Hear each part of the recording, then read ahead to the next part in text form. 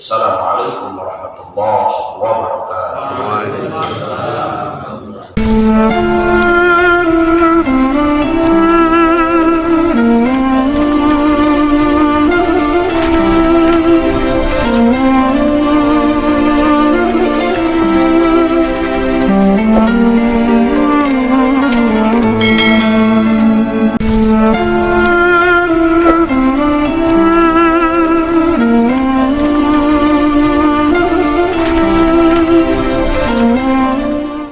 Assalamualaikum warahmatullahi wabarakatuh.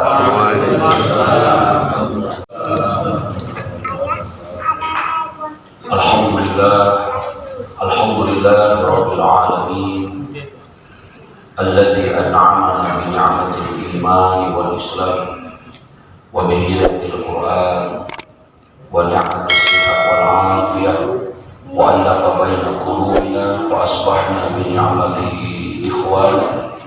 Alhamdulillahilladzi bi ni'matihi tatimmus shalihat. Asyhadu an la ilaha illallah wahdahu la syarika lah wa asyhadu anna Muhammadan 'abduhu wa rasuluhu la nabiyya wa la rasula ba'da. Allahumma shalli wa sallim wa barik ala sayyidina Muhammadin sallallahu alaihi wasallam wa ala alihi wa ashabihi wa man tabi'ahum bi ihsanin ila yaumil qiyamah. Fa ya ibadallah, usi nafsi wa iyyakum bi taqwallah faqad fazal muttaqun wa ala ta'atihi wa la tamutunna illa wa antum muslimun kama qala Allah ta'ala fi kitabihil aziz. A'udzu billahi minasy syaithanir rajim. Ya ayyuhalladzina amanu taqullaha haqqa tuqatih wa la tamutunna illa wa antum muslimun. Shadaqallahul azim. Bapak Ibu hadirin jamaah taklim pada Isya yang dirahmati Allah Subhanahu wa taala. Begitupun juga mungkin pemirsa yang menyaksikan di media sosial masjid mushola yang kita baca Miftahul Jannah, Nurul Jannah, insyaallah rahmati Allah Subhanahu wa taala. Alhamdulillah pada kesempatan malam ini kita masih bisa membuktikan rasa iman di hadapan Allah, melaksanakan Isya berjamaah, melanjutkan dalam majelis ilmu. Ayat tentang sholat berjamaah merupakan bagian tanda di antara orang beriman, apalagi orang yang mau datang berjamaah di masjid. Innama ya'muru masajidallah man amana billah. Sesungguhnya orang-orang yang mengamalkan masjid Allah itulah orang yang beriman dengan Allah. Makanya ketika ada orang yang mau datang ke masjid, ketahuilah itu bagian di antara bukti keimanan seorang hamba. Karena tidak ada yang kita cari di masjid ini kan, kalau bukan iman dengan Allah. Makanya jangan sepelekan orang yang datang ke masjid, sekalipun mungkin sholatnya belum sempurna, dari mulai gerakannya, bacaannya belum sempurna, tapi ketahuilah orang yang hatinya jinak berangkat ke masjid Allah, itu bagian di antara bukti akan iman di hadapan Allah Subhanahu wa taala. Begitupun orang yang duduk dalam majelis ilmu juga bagian di antara bukti iman, karena ayat tentang duduk di majelis ilmu itu dimulai dengan iman. Ya ayyuhalladzina amanu idza qila lakum tafassahu fil majalis fafsahu yafsahillahu lakum wa idza qila ansuju famsuju yarfa'illahu alladzina amanu minkum walladzina utul ilma darajat. Wahai orang-orang yang merasa beriman, kata Allah, ketika diberitakan kepada engkau untuk duduk dalam majelis ilmu, lapangkanlah urusan kalian, lapangkanlah kesibukan kalian, maka Allah akan memudahkan setiap urusan kalian. Allah akan mengangkat derajat orang-orang yang beriman, dan orang-orang yang berilmu akan diangkat derajatnya oleh Allah. Maka ketahuilah Bapak Ibu, kemuliaan di malam mimbar kita bisa sholat isya berjamaah di masjid dan bisa mengikuti majelis ilmu.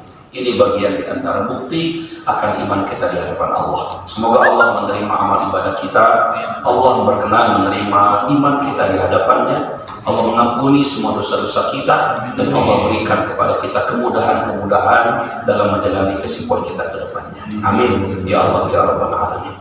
Salawat dan salam dapat kita sampaikan kepada beliau baginda Nabi besar Muhammad sallallahu alaihi wasallam, yang kita semua berharap kita di akhirat nanti mendapatkan syafaatnya dan mau diakui menjadi bagian di antara umatnya. Nah, kita sih mau diakui jadi umat kan, cuma Rasul belum tentu mau diakui sebagai umatnya. Kata Nabi, emang ada Ustaz? Ada. Siapa mereka yang bukan umat Nabi? Mereka orang yang tidak mau menghidupkan sunnah Nabi. Man ahya sunnati faqad ahabbani wa man ahabbani inna ummati wa inna ummati kana ma'i fil jannah. Orang yang menghidupkan sunnahku dalam setiap aktivitasnya, itulah orang yang mencintaiku. Orang yang mencintaiku itulah umatku, dan umatku akan masuk ke surga bersamaku. Nah, jadi ketika kita menghidupkan sunnah-sunnah Nabi, kita berkenan mau diakui menjadi bagian di antara umat Nabi Muhammad SAW. Dan tidak ada puncak kebahagiaan di akhirat nanti menjadi umat Nabi itu, mereka akan masuk surga bersama Rasulullah SAW. Mudah-mudahan kita semua di sini menjadi bagian di antara hamba-hamba Allah yang akan dijamin masuk ke dalam surganya Allah bersama Rasulullah. Amin. Allahumma salli ala Sayyidina Muhammad wa ala ali Sayyidina Muhammad.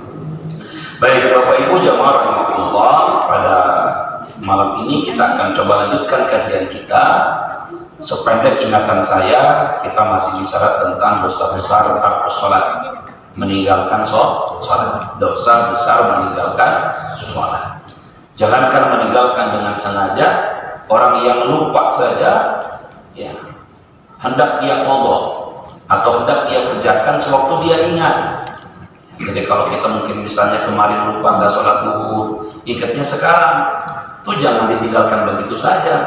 Sholat saja, sholat zuhur, ingatnya kita ini.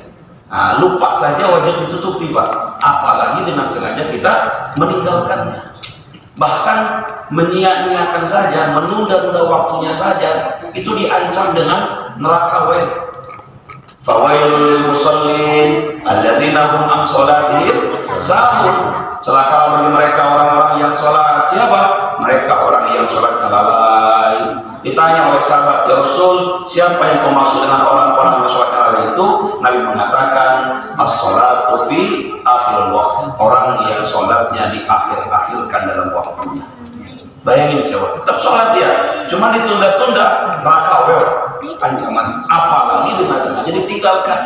Maka jangan sekali-kali kita meninggalkan sholat di waktu berjamaah. Nah sekarang kita coba baca dulu ini tentang faslun mata yu'ammiru sholat di sholat, tentang kapan anak itu diperintahkan sholat.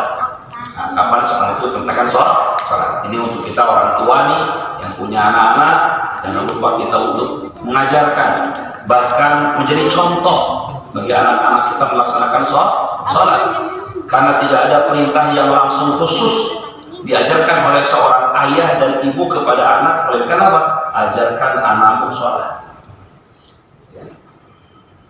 Di Quran perintah Luqman kepada anaknya untuk tidak musyrik. Wa itu Luqman ya bunayya la tusyrik billah, katanya. Ketika Allah berkata kepada anaknya, ya anakku jangan kau musyrik kepada Allah, itu maknanya apa? Ajarkan sholat gitu. Karena sholat bagian di antara membuktikan keimanan seorang hamba dengan Allah lewat sholatnya. Maka orang tua punya kewajiban pertama adalah mendidik anaknya untuk sholat.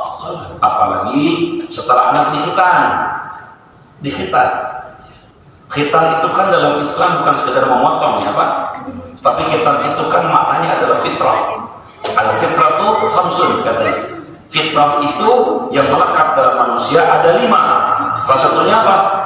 Al-khitan, yakni khitan. Jadi ternyata hadis mengatakan khitan itu adalah fitrah yang muncul dari pribadi manusia. Sekarang pertanyaannya, apa itu fitrah?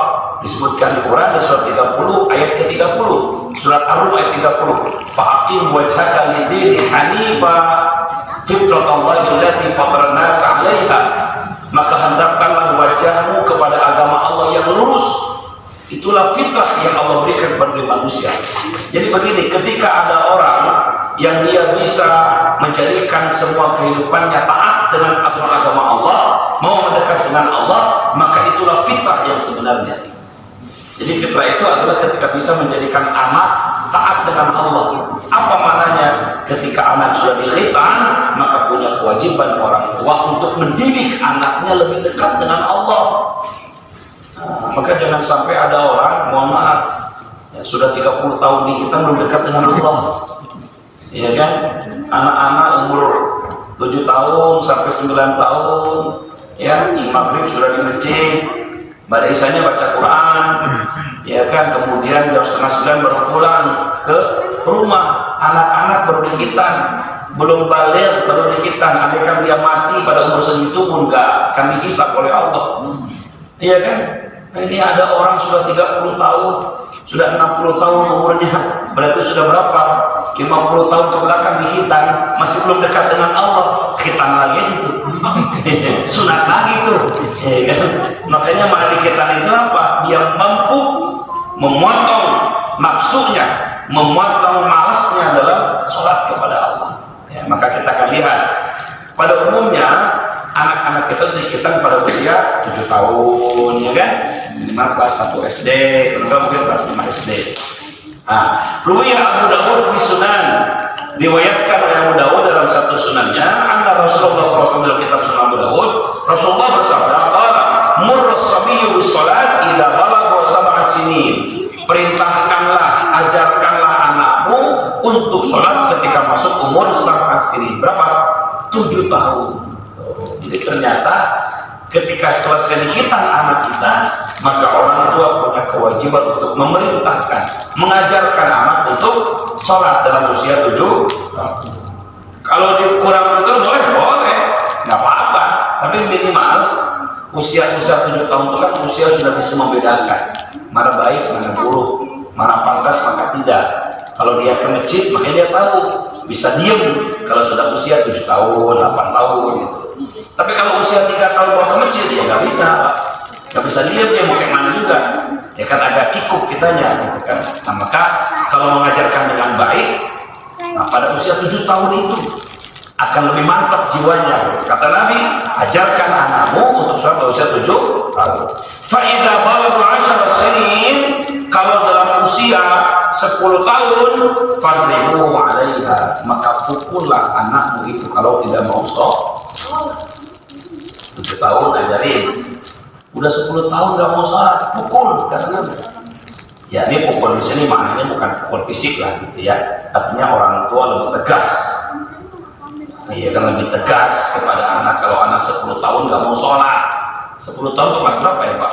Kelas 3, 4 SD ya, kelas 4 SD lah, kelas 3, kelas 4. Jadi kalau anak kita umur 4 tahun, kelas 4, belum mau sholat berjamaah, belum mau ke masjid, atau belum mau sholat lagi, ini orang tua sudah mulai warning, peringatan. Apalagi kalau ada anak umur 30 tahun nggak sholat, nah itu dalam binanya itu. Yang paling repot ada orang tua sudah 60 tahun nggak mau sholat. Diapain kira-kira pantasnya itu Pak? Disolatin apa? Masya Allah, ya kan? Jadi itu 7 tahun perintahkan sholat. Kalau umur 10 tahun nggak mau sholat, pukul, ya kan? Kalau 60 tahun nggak mau sholat, tahu. Wafi riwayatin, dalam riwayat yang lain, murru auladakum, murru, perintahkan auladakum, anak-anak kalian. Anak di sini mana cucu, ya kan, atau mungkin adik, kakak, ya keluarga. Bisalat, untuk salat. Wahum abna as-sab'a, ketika dia berusia 7 tahun. Wadribuhum 'alaiha, dan pukullah mereka itu. Wahum abna asyara, kalau dia sudah masuk umur 10 tahun tapi tidak mau salat. Wa farriqu bainahum fil madaji, dan pisahkanlah dalam tidurnya. Jadi anak sudah umur 10 tahun jangan tidur lagi sama orang tua, Udah mulai dipisah tuh. Ini mau udah 20 tahun masih, jadi emaknya masa sih 20 tahun manggal, malu itu umur 15 tahun, les kempet mah dengan emaknya lagi, sudah terpisah dia, gitu kan, silakan cari tempat lain. Jadi kenapa? Karena anak sudah usia 10 tahun itu Pak, dia sudah tahu mana laki mana perempuan, dia sudah tahu mana aurat mana tidak. Maka hati-hati kalau para istri kita ini kadang-kadang sembrono di rumah itu kan, selesai mandi depan anak-anak pakai baju sembarangan, ya. Bapak juga sama depan anak perempuan. Anak udah 10 tahun itu sudah normal dia, sudah tahu dia, jangan dikira masih anak kecil. Enggak, apalagi anak-anak zaman sekarang ini kan anak YouTube semua, anak YouTube, anak TikTok, anak apa lagi itu, ini kan sudah lebih dewasa, lebih matang, fisiknya mungkin ya kecil, tapi insting seksualnya lebih cepat. Kalau dulu kan malah orang dulu enggak, usianya udah tua-tua tapi kayak gitu itu merasa risih kan. Kalau anak-anak sekarang, makanya harus betul-betul kita mengawasi betul. Ini Rasulullah mensinyalir tuh 14 abad dia ngomong begini. Rasulullah usia 7 tahun anakmu sudah sholat, 10 tahun kalau nggak mau sholat bahkan pisahkan ranjangnya. Kan banyak kejadian kan, banyak kejadian ya kan? Anak melakukan perbuatan yang tidak baik secara agama pada usia-usia. Kemarin aja viral kan yang depan apa tuh, SD apa itu, yang siang-siang apa namanya, siang-siang ngelakuinnya nggak baik kan, depan orang banyak itu di jalan ada yang motoin tuh, ya kan, artinya anak-anak sekarang udah nggak malu lagi depan orang, depan umum, joget-joget. Kalau dulu kan perempuan tuh malu mau kelihatan auratnya, sekarang malah senang di share-share, ya kan, tok-tik itu Pak, tapi apa TikToknya sih nggak salah, namanya aplikasi. Yang salah tuh yang gunainnya itu gitu loh, joget-joget, ya kan, di share. Senang betul kalau orang yang lain, banyak orang ini, masya Allah. Yang repot kalau dia udah mati, belum terhapus gambarnya itu Pak, videonya. Jadi dosa jari ya, kasih jadi dosa jari. Ibu-ibu nggak ada di rumah ya, bu, nggak ya ibu-ibu ya, yang tiktokan lah. Qala Imam Abu Sulaiman Al-Khitabi rahimahullah, hadzal hadis yadullu ala itlaqil uqubah idza balagha tarikan laha. Jadi kata Imam Abu Sulaiman Al-Khitabi, hadis ini menunjukkan dengan kita tentang bahaya dosa, ya kan, bagi orang yang sudah pada umurnya tapi tidak mau melaksanakan sholat atau meninggalkan sholat. Jadi kalau orang sudah 10 tahun dia nggak mau sholat, maka apa namanya, dia mendapat dosa. Beda dengan yang lain Pak ya.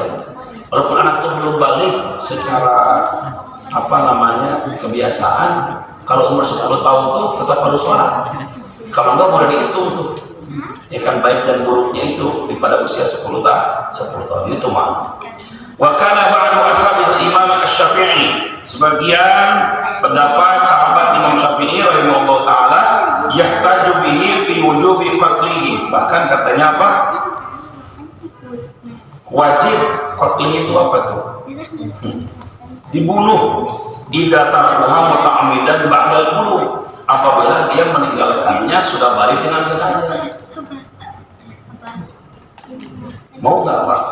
Anak umur 18 tahun belum sholat, kita bunuh dia. Nggak mungkin kan, gitu kan? Artinya bahwa begitu penting lah ya, begitu pentingnya kita ini untuk mengajak anak sholat dalam usia ketika sampai 10 tahun ya. Idza stahaqqa dharbi wa huwa ghairu baligh, ya,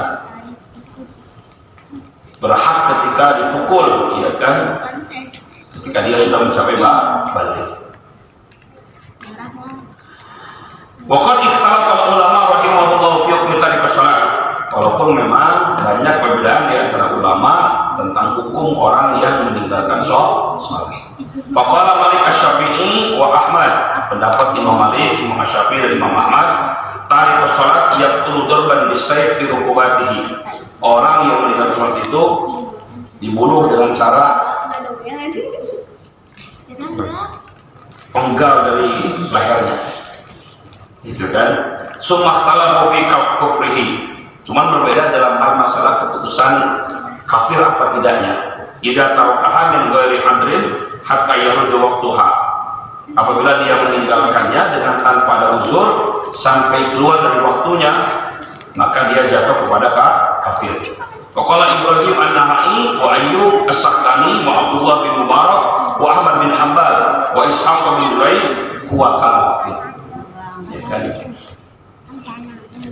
Orang yang meninggal sholat dengan sengaja sudah balik dengan tanpa ada alasan, maka dia sepakat para mazhab huwa kafir. Dia kafir. Insyaallah. Wastadallu biqaulihi, berdasarkan kepada firman atau sabda Rasulullah SAW, al-ahdul ladzi bainana wa bainahum as-salat, yang menjadi perbedaan al-ahd atau janji antara kami umatku dan umat mereka adalah salat. Jadi perbedaan antara janji umat Nabi dengan umat yang bukan umat Nabi itu adalah salatnya. Waman taraka faqad kafar, maka barang siapa yang meninggalkan salat maka dia sungguh telah kafir. Jadi membedakan kita dengan mereka, yang beda dengan non-muslim itu adalah sholatnya. Jadi kalau ada orang ngakunya Islam, KTP-nya Islam, tapi nggak sholat, yang Islam KTP-nya, ya paham dulu, jadi jatuh kafir. Wabiqaulihi Rasulullah SAW, bersama hadis Nabi juga, baina rajulu wa bainal kufr tarkus sholat. Perbedaan antara seorang muslim dengan antara orang kafir adalah meninggalkan sholat. Maka sholat merupakan bagian di antara bukti akan keimanan dan keislaman seorang hamba di hadapan Allah. Makanya sholat itu masuk rukun Islam. Rukun itu apa? Sesuatu yang menentukan seseorang itu. Rukun Islam ada berapa? 5. Syahadat, sholat, puasa, zakat, haji. Jadi kalau orang meninggalkan 5 itu atau sholat, maka dia bukan seorang muslim, karena rukunnya ada 5. Maka sholat dimasukkan oleh para ulama Ahlussunnah wal Jamaah, sholat bagian di antara rukun Islam. Maka orang meninggalkan dengan sengaja, maka dia keluar daripada keislamannya. Ya, jangan disepelekan oleh kita ya tentang sholat lima waktu. Wa qad warada fil hadis, disebutkan dalam hadis juga, ini panjang hadisnya. Inna man hafadha 'ala shalawatil maktubah, sesungguhnya orang yang bisa menjaga sholat yang 5 waktu, al-maktubah itu sholat yang ditentukan, al-maktubah. Inna sholata kanat 'alal mu'minina kitaban mawquta. Sesungguhnya sholat 5 waktu itu adalah wajib yang telah Allah tentukan waktunya. Nah, hadis ini mengatakan inna man hafadha 'ala shalawatil maktubah, sesungguhnya orang yang bisa menjaga sholat al-maktubah, sholat-sholat yang telah ditentukan. Maksudnya apa? Sholat yang 5 waktu. Akramahullahu ta'ala bi khamsi karamat, Allah akan memuliakannya dengan 5 kemuliaan. Nah, ya kan? Apa 5 itu? Yarfa'u anhu daikul aish. Pertama, Allah akan mengangkat kesempitan dalam hidupnya. Jadi kalau ada orang yang ngerasa hidup ini kayak gak nampak, itu gak sholat berarti dia. Gelisah bawaannya, resah. Kalau ada teman, Pak, kok saya ini hidup kayak gak nyaman, bilang sama dia, benerin sholatnya. Dia gak kalah sempit. Hidup ini kan semuanya sama aja, Pak. Hanya perasaan bedain kita itu kan. Bahagia, senang kan, terus ya sama aja dengan kita. Sehari berapa menit? Ya sehari berapa jam? 24 jam. Kan sama aja kita di waktunya. Cuman kenapa kok beda-beda perasaannya? Kenapa beda-beda kehidupannya? Balik lagi kepada hati. Maka sholat itu adalah bagian di antara menenangkan, menenteramkan, membuka kepenatan. Coba, bukankah setelah kita salam-salam itu ada perasaan bahagia kita? Alhamdulillah kita sudah sholat. Lebih berarti ketika hari-hari dijalani dengan tidak menilai 5 waktu. Tapi coba kalau sehari nggak sholat itu, kayak gimana hidup itu gitu kan? Kayak sia-sia waktu itu gitu loh Pak. Tapi kalau kita bisa ibadah 5 waktu itu, kayaknya sehari itu berarti betul. Alhamdulillah. Subuh nggak kelewat, duhur juga bisa berjamaah, asar juga masih bisa berjamaah, maghrib bisa di masjid, isya juga alhamdulillah, besok subuh dimudahkan lagi berjamaah terus. Hidup ini berarti Pak, berarti walaupun kita nggak punya apa-apa, nggak seperti mereka misalnya yang mohon maaf bergelimang itu dan sebagainya, tapi ketika nggak ingat dengan Allah sama aja. Perasaan itu apa ya, hampa. Banyak Pak pejabat cerita dengan saya, iya, Pak Ustadz kata dia, ada kurang-kurang saya ini kata dia, gitu juga. Gue tinggal gesek, mobil nongkrong di garasinya, rumah mimpilah punya, depan laut, di atas laut juga punya, tapi nggak tenang aja bawaannya kata dia, karena nggak sholat Pak. Saya bilang, mulailah dia mendekat dengan taklim, dekat dengan orang-orang soleh, dekat orang baik, mulai pakaiannya dijaga gitu, mulai itu kerasa. Iya Pak Ustadz, tahun ini mulai kerasa hidup itu karena dengan ibadah. Rasa Pak dengan ibadah itu. Orang yang nggak punya apa-apa yang ngerasa dengan ibadah itu berasa hidup.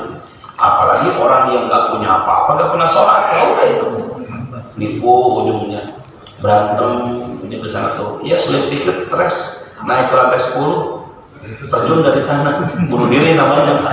Kalau enggak joget di pinggir jalan, takut patah lampu merah, namanya gila itu.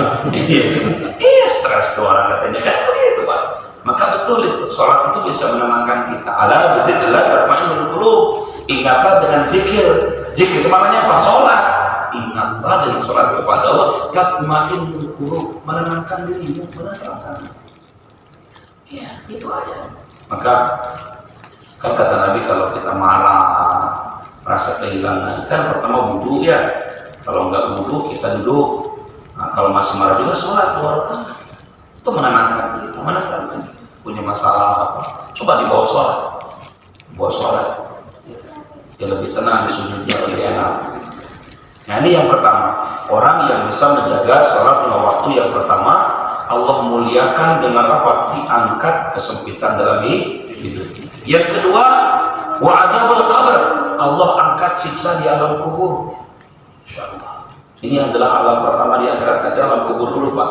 Innal qabra manzilatul ula fil akhirah. Sesungguhnya alam kubur itu adalah tempat yang pertama perjalanan dalam akhirat.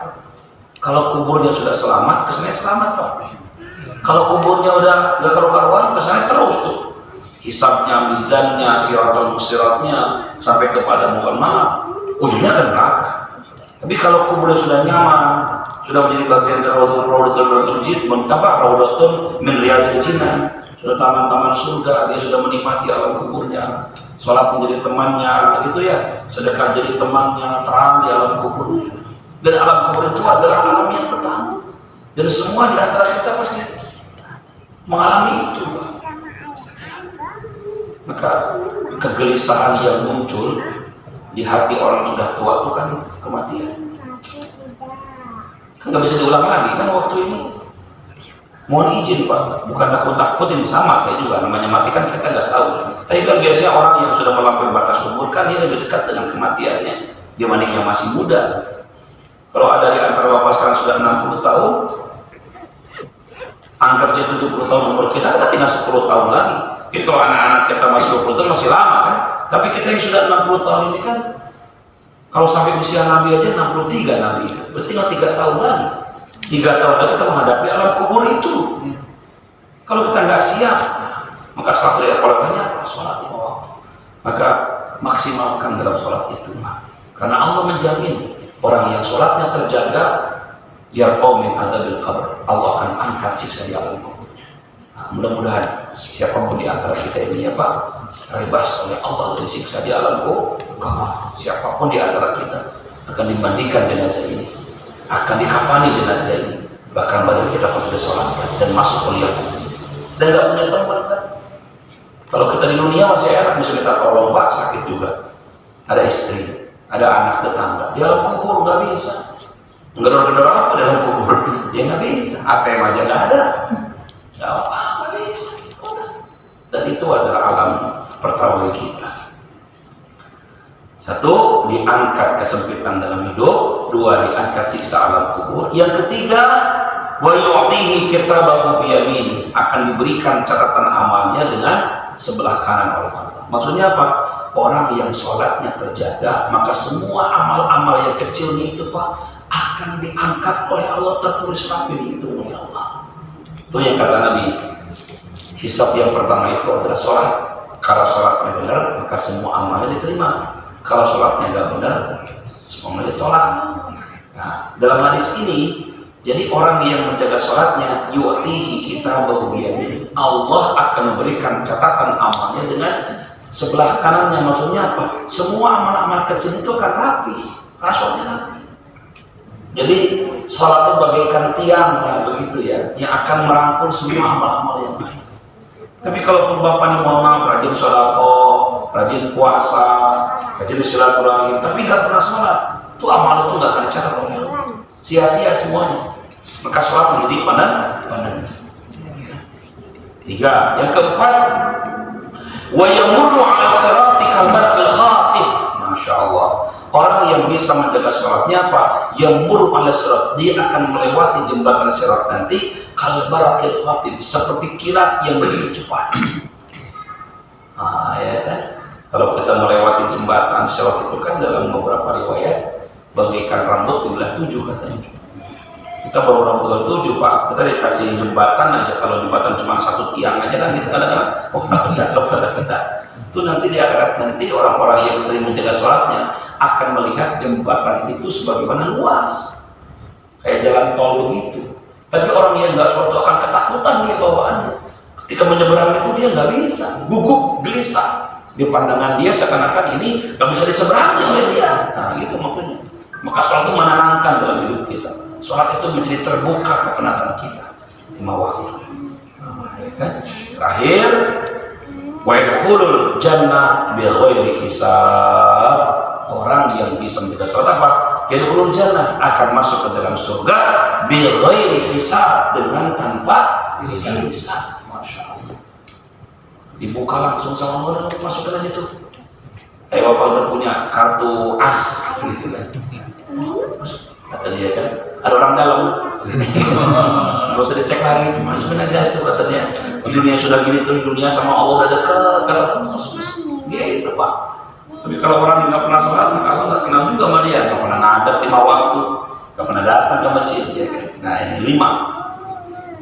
Orang yang bisa menjaga sholatnya Allah jaga dengan 5 kemuliaan.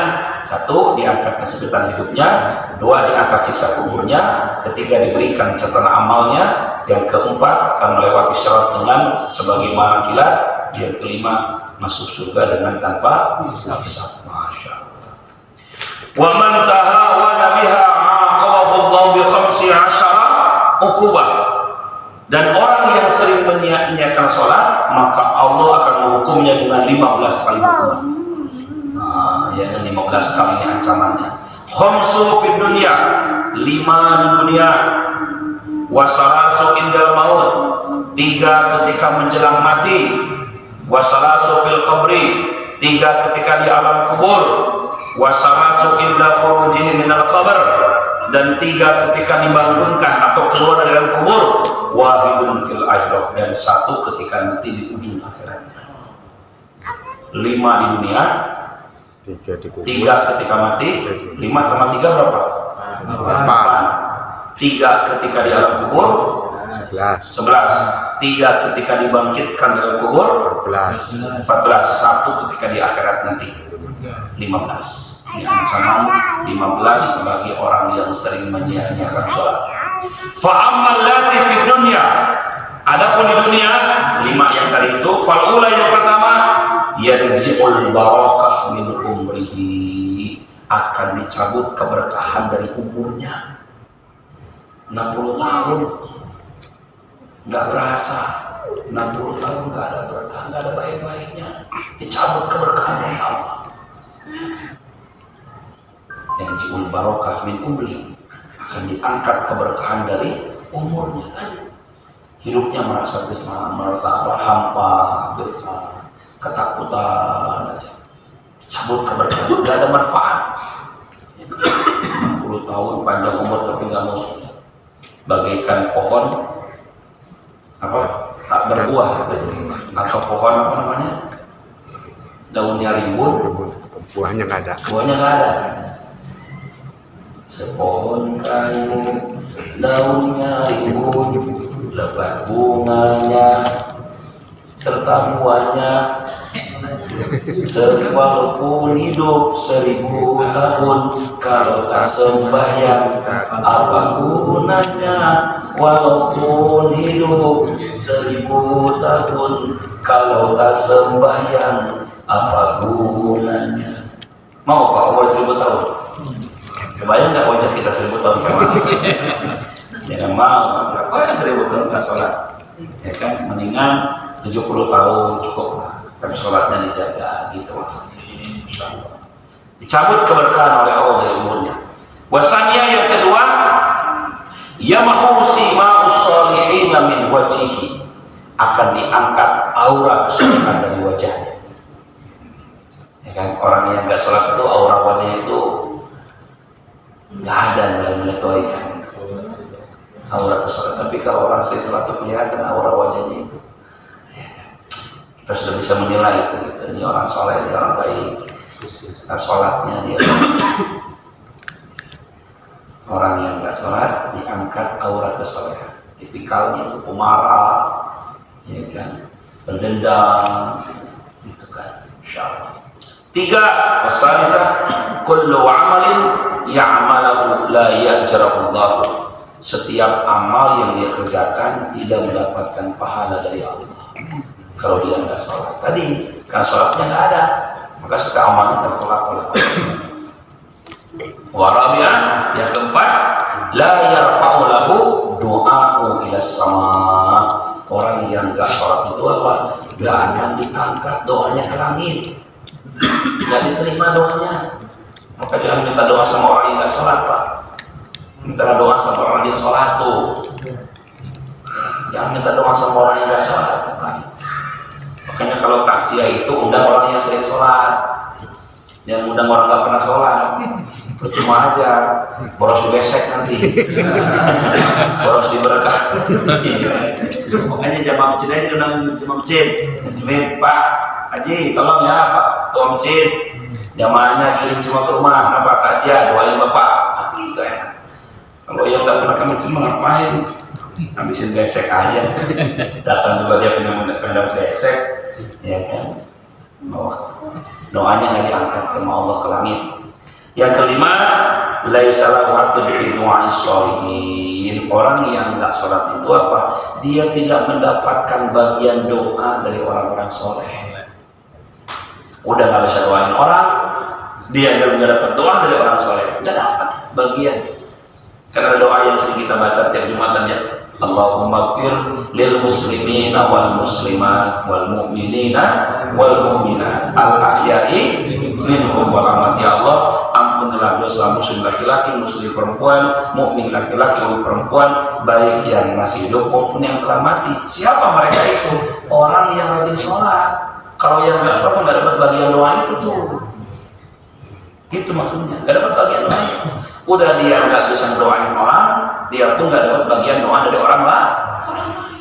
Susah betul orang nggak pernah sholat.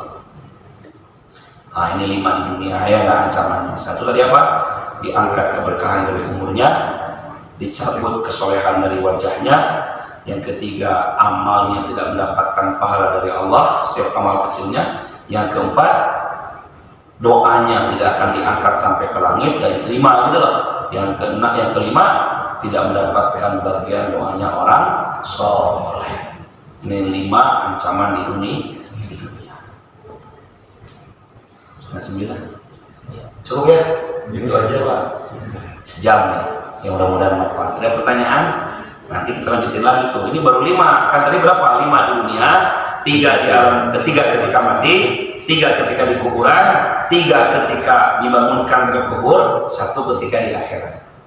Nah, jadi 15. Ini baru kita baca dunia dulu nih. Ancaman bagi orang yang tidak sholat, 5 ketika di dunia. Dan tadi kemuliaan bagi orang yang punya sholat, 5 juga. Mudah-mudahan kita mendapatkan kemuliaan itu dan terhindar dari ancaman 5 itu. Amin. Allahumma amin. Cukup? Ada pertanyaan? Ya, mangga silakan. Sambil minum dong, Pak. Masih minum ya. Yang dulu. Ya, ya. Bismillah. Bicara masalah sholat itu Ustaz.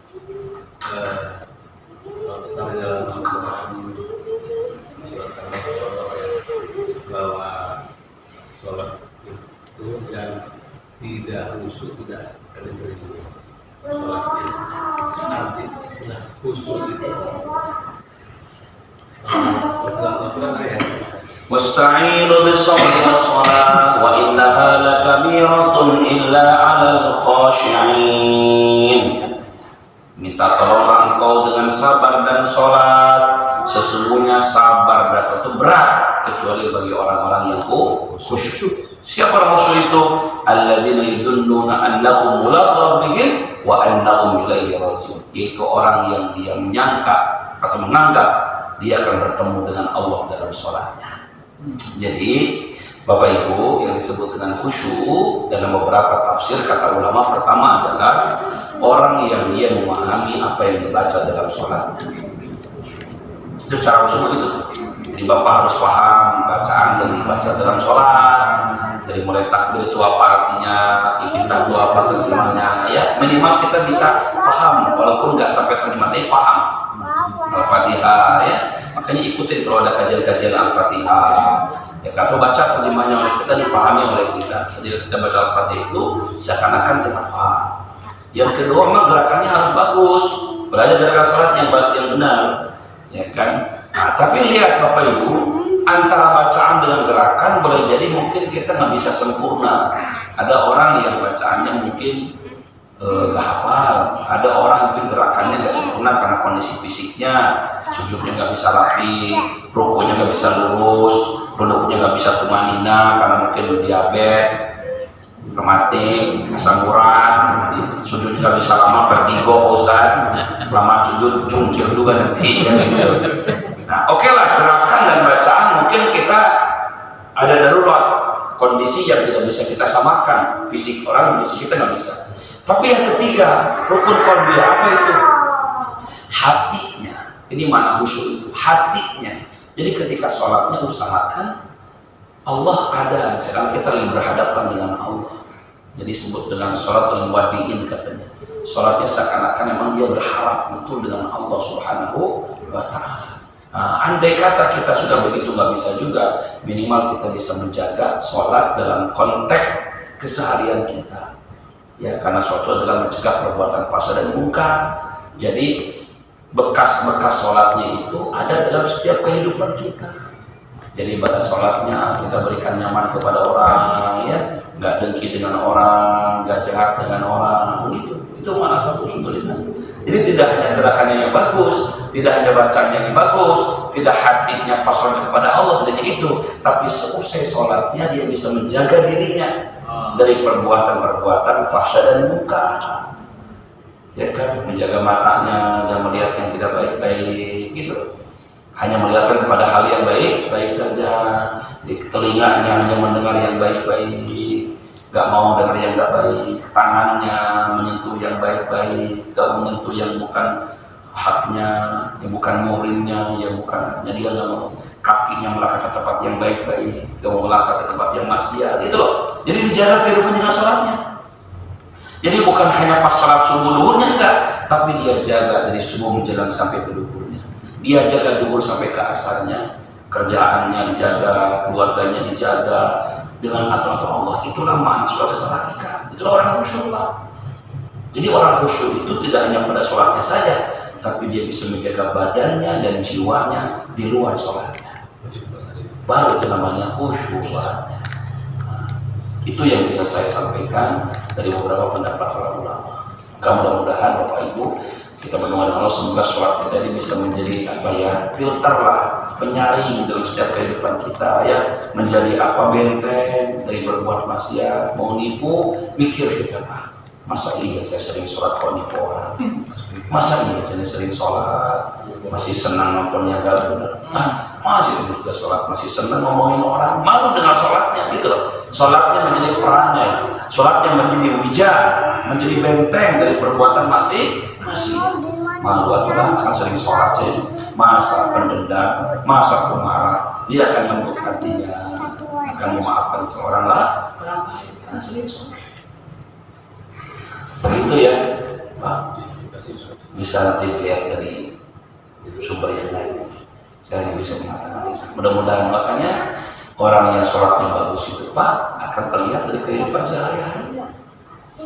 Tercermin tuh dia sering sholat, dia nggak senang ngomong-ngomong yang kurang baik, dia nggak senang komentar yang kurang baik, dia terjaga pandangan matanya, telinganya, tangannya, kakinya, dia menjaga.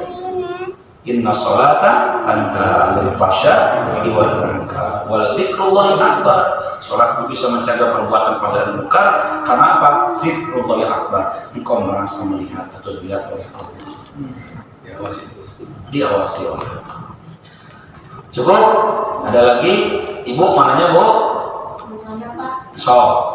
Kalau nggak husu itu diterima kan sholat kita ya Pak? Ya, diterima dan tidaknya urusan Allah ya, Bu. Pertamanya dari awal itu husu, pas di tengah-tengah itu pikirannya jadi Kemana-mana. Ya, biasa Bu, saya juga begitu. Kata Nabi, siapa di antara kamu yang bisa usul sholatnya? Kalau yang bisa usul, nanti aku berikan sorbanku. Kata Nabi. Tiba-tiba ngacung tangan Ali bin Abi Thalib, saya ya Rasulullah, saya bisa usul kata dia. Jujur ya, iya. Sholatlah Ali. Betul Pak, gak mendengar apa-apa. Takbirnya gak mendengar apa-apa. Rukuknya bagus juga. Nah, ketika dia mau salam, dia ingat dengan sorban Nabi. Tanya sama Nabi, gimana katanya? Ya Rasulullah, dari awal saya itu nggak ada yang saya ingat. Betul apa yang saya baca itu saya khusyuk betul. Tapi Rasulullah ketika mau salam, saya ingat dengan janjimu. Siapa yang khusyuk akan diberikan sorban. Kata Nabi, itu belum khusyuk. Jadi gimana Pak Ustadz? Saya bilang di awal tadi, khusyuk itu bukan berarti nggak ingat apa-apa dalam sholatnya. Tapi khusyuk itu adalah kita merasa asik dengan sholat kita. Orang asik itu kan nggak mau diganggu Pak. Anak kita lagi main game, saking asiknya, nggak sadar yang lewat siapa, yang manggil siapa, asik akhirnya. Nah itu kan. Jadi orang yang khusyuk apa? Orang yang asik dengan sholatnya. Dia kedengar ada orang lewat, dia kedengar orang berteriak, dia ketika sholatnya mikir, tapi dia asik dengan sholatnya. Itu namanya khusyuk. Jadi dia bisa menikmati sholatnya, dan setelah sholatnya dia bisa menjaga dirinya. Diterima apa pada sholatnya? Wallahu a'lam bishawab. Yang penting kita maksimal ya Bu, berusaha untuk khusyuk. Jadi nggak ada orang yang ketika sholat itu nggak bisa ingat apa-apa. Ingat. Bahkan mohon maaf, ketika nggak sholat nggak pernah ingat. Pas sholat ingat semua. Pas sholat itu kita nggak ingat kunci itu di mana. Pas ke sholat baru ingat. Oh iya, kunci itu di sini kata dia. Oh iya tadi uang kembali di sini. Ketika sholat lupa. Di mana kunci itu ya kata dia. Nggak ingat-ingat Pak. Pas Allah baru ingat. Oh iya, kunci itu di atas meja kata dia. Itu belis tuh luar biasa. Begitu ya Bunda ya. Makanya belajar khusyuk dengan Allah dengan cara itu aja ya. Insya Allah.